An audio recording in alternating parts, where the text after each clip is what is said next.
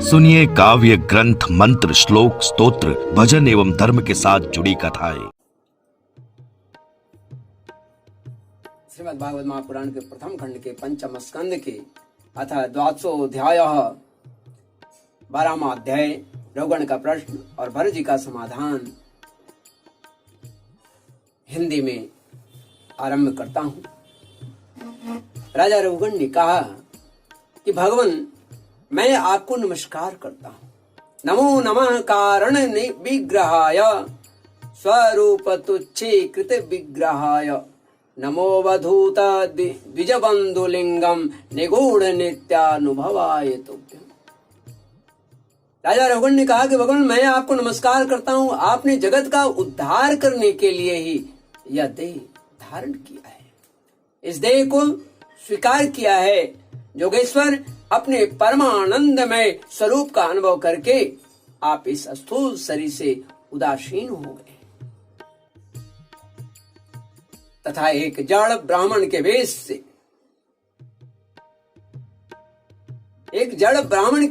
से अपने नित्य ज्ञानमय स्वरूप को जन साधन की दृष्टि से आप ओझल कर लिए हैं, छिपा लिए हैं।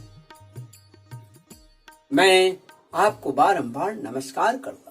ब्राह्मण जिस प्रकार ज्वर से पीड़ित रोगी के लिए मीठी औषधि और धूप से तपे हुए पुरुष के लिए शीतल जल अमृत तुल्य के समान होता है, अमृत के समान होता है, ठीक उसी प्रकार मेरे लिए जिसकी विवेक बुद्धि को देहाभिमान रूप विषैले सर्प ने डस लिया है, आपके वचन अमृत रूप जो वचन है,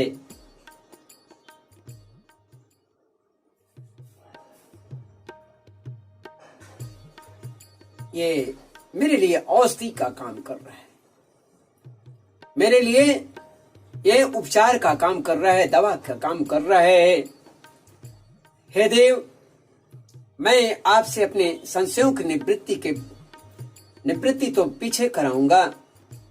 पहले तो इस समय आपने जो आध्यात्म योग में उपदेश दिया है उसी को सरल करके कृपया मुझे समझाने की कृपा कीजिए।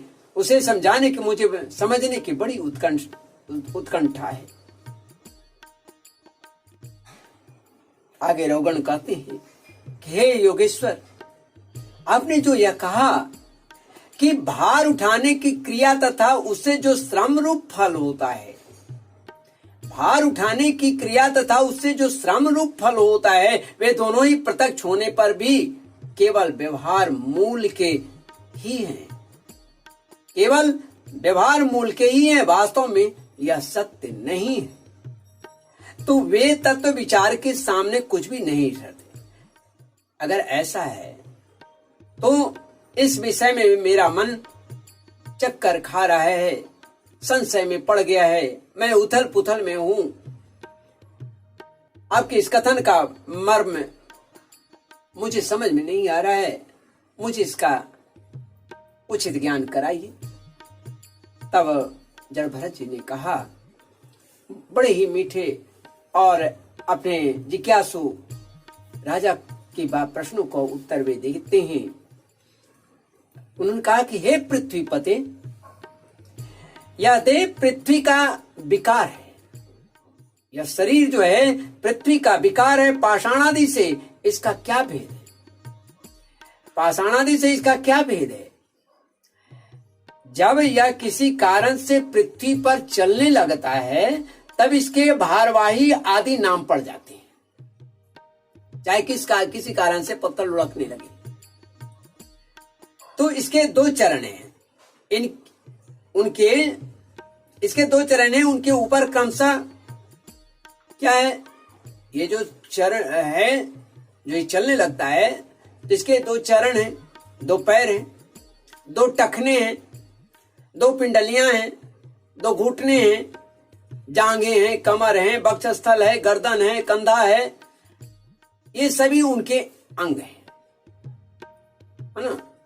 ये सभी जो हैं उनके अंग कहे जाते हैं, अंग हैं ये।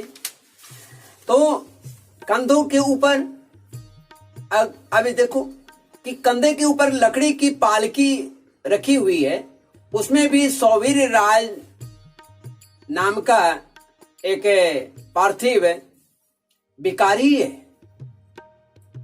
वह भी एक, सच पूछो तो वह भिखारी है, राजा नहीं, जिसमें आत्मबुद्धि रूप अभिमान करने से तुम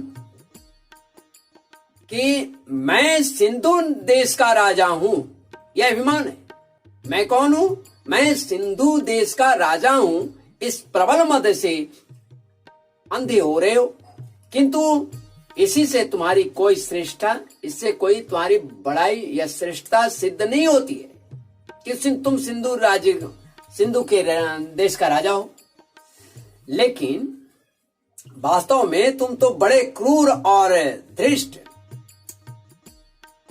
बड़े ही क्रूर और धृष्ट हो। एक राजा के सामने एक ब्राह्मण कह रहे हैं, क्योंकि धर्मात्मा और ब्राह्मण सन्यासी को भय नहीं होता है, तो वही कह रहे हैं कि इससे तुम्हारी कोई श्रेष्ठता सिद्ध नहीं होती कि तुम एक राजा हो। इससे यह साबित होता है कि तुम बड़े क्रूर और धृष्ट हो। तुमने इस बेचारे दीन दुखी कहारों को बेगार में पकड़ करके अपना नौकर बना करके, सेवक बना करके पालकी में जोत रखा है, और फिर महापुरुषों की सभा में बढ़ चढ़ करके तुम बातें करते हो, बातें बनाते हो कि मैं लोगों की रक्षा करने वाला हूं, मैं दंडाधिकारी हूं, मैं यम दंड हूं, यमराज हूं, जो भी। तो मैं यह तुम्हें शोभा नहीं देता। तो हम देखते हैं कि संपूर्ण चराचर भूत है, वह सर्वदा पृथ्वी से ही उत्पन्न हुआ है। इस सभी की उत्पत्ति पृथ्वी से हुई है और पृथ्वी में ही फिर लीन होते हैं। अतः उनके क्रियाभेद के कारण जो अलग अलग नाम पड़ गए हैं, बताओ तो उनके सिवा व्यवहार का और क्या मूल है? एवं निरुक्तं चिति शब्दवृत्तमसन्निधानात् परमाणवोऽयि अविद्यया मनसा कल्पितास्ते येषां समूहेन कृतो विशेष। इस प्रकार पृथ्वी जो शब्द है, पृथ्वी शब्द का व्यवहार भी मिथ्या ही है, वास्तविक नहीं है, क्योंकि यह अपने उपादान कारण सूक्ष्म परमाणुओं में लीन हो जाती है। फिर उपादान कारण सूक्ष्म परमाणु में यह लीन हो जाती है, और जिनके मिलने से पृथ्वी रूप कार्य की सिद्धि होती है, वे परमाणु अविद्यावश मन से ही कल्पना किए हुए हैं। वास्तव में उसकी भी सत्ता नहीं है, वास्तव में उसकी भी सत्ता नहीं है, परमाणु का भी नहीं है।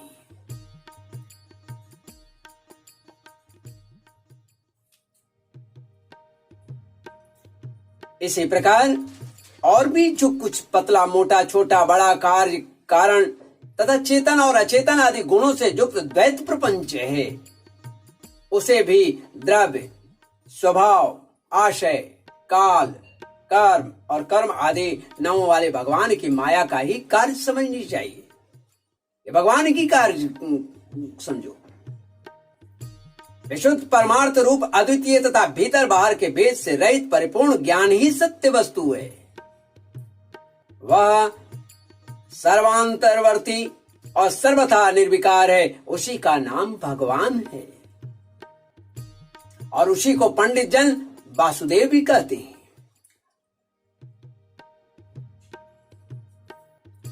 रहो गणे तपसा नयाति न चेज्जया निर्वपनाद गृहाद्वा। रघुगण महाराजों के चरणों की धूलि से अपने को नहलाए बिना केवल तप, यज्ञादि, वैदिक कर्म, अन्न आदि के दान, अतिथि सेवा, दीन सेवा आदि गृहस्थोचित धर्मानुष्ठान, वेदाध्ययन अथवा जलअग्नि या सूर्य की उपासना आदि किसी भी साधन से यह परमात्म ज्ञान प्राप्त नहीं हो सकता है। इसका कारण यह है कि महापुरुषों के समाज में सदा पवित्र कृति श्री हरि के गुणों की चर्चा होती रहती है, और जिससे विषय वार्ता तो पास ही नहीं फटकने पाती। और जब भागवत कथा का नित्य प्रति सेवन किया जाता है तब वह मोक्षाकांक्षी पुरुष की शुद्ध बुद्धि को भगवान वासुदेव में लगा देती है। पुरुष की शुद्ध बुद्धि को भगवान वासुदेव में लगा देती है। आगे कहते हैं जड़ भरत जी, अहम पूरा भरतो नाम राजा, विमुक्त दृष्ट श्रुत संग बद्ध, आराधनम भगवतैह मानो मृगो भवम मृग संगाद दत्तार्थ। पूर्व जन्म में मैं भरत नाम का राजा था। ऐहिक और पारलौकिक दोनों ही प्रकार के विषयों में विरक्त होकर भगवान की आराधना में ही लगा रहता था। तो भी एक मृग में आसक्ति हो जाने से मुझे परमार्थ से भ्रष्ट होकर अब अगले जन्म में मृग बनना पड़ा। किंतु भगवान श्री कृष्ण की आराधना के प्रभाव से उस मृग योनि में भी मेरी पूर्व जन्म की स्मृति लुप्त नहीं हुई। इसी से अब मैं जन संसर्ग से डरकर सर्वदा असंग भाव से गुप्त रूप से ही विचरता रहता हूं। मैं अपने को जनाता नहीं। मतलब क्या कहे कि विरक्त महापुरुषों के सत्संग से प्राप्त ज्ञान रूप खड़ग के द्वारा मनुष्य को इस लोक में ही अपने मोह बंधन को काट डालना चाहिए। फिर भी श्रीहरि की लीलाओं के कथन और श्रवण से भगवत स्मृति बनी रहने के कारण वह सुगमता से ही संसार मार्ग को पार करके भगवान को प्राप्त कर सकता है। यही इसका सारांश है। अतः जन समुदाय इस पर विशेष रूप से ध्यान रखें। हरि है तो सब कुछ है, वासुदेव हैं तो सब कुछ है, नारायणी है, जगदम्बा आद्या शक्ति है तो सब कुछ है, अन्यथा बिल्कुल शून्य है। ऐसे नारायण को, ऐसी जगदम्बा को आगे से पीछे से ऊपर से नीचे से बाएं से दाएं से दसों दिशाओं से उस शून्य से जहां सिर्फ और सिर्फ वही, मैं उसको प्रणाम करता हूं। इन माया मोह की झंझटों से मुझे मुक्त करे। निरंतर अपनी भक्ति में, अपने चरणों में स्थान दे।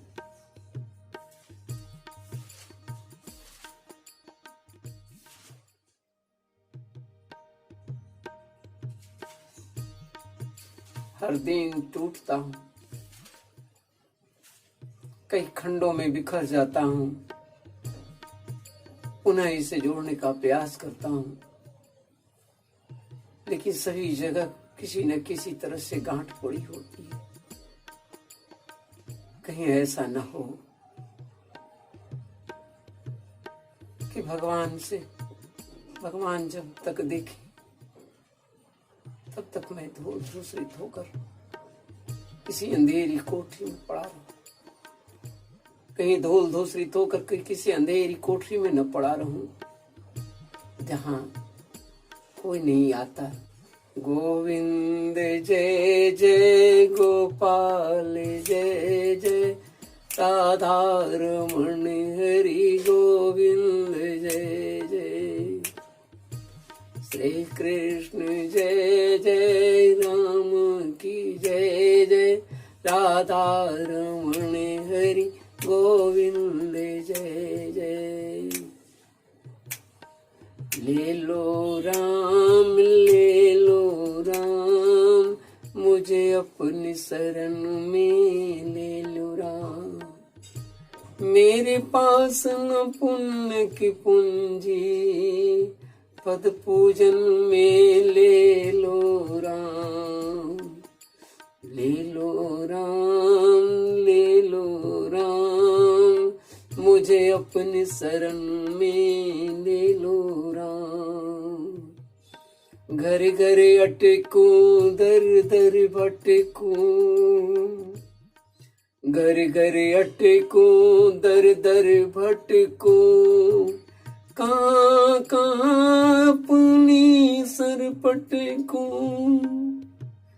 घर घर अटको, दर दर भटको, कहाँ कहाँ अपनी सरपट को। इस जीवन में मिले न तुम तो हे राम, इस जीवन में मिले न तुम तो मुझे मरण में ले लो राम। हे राम, हे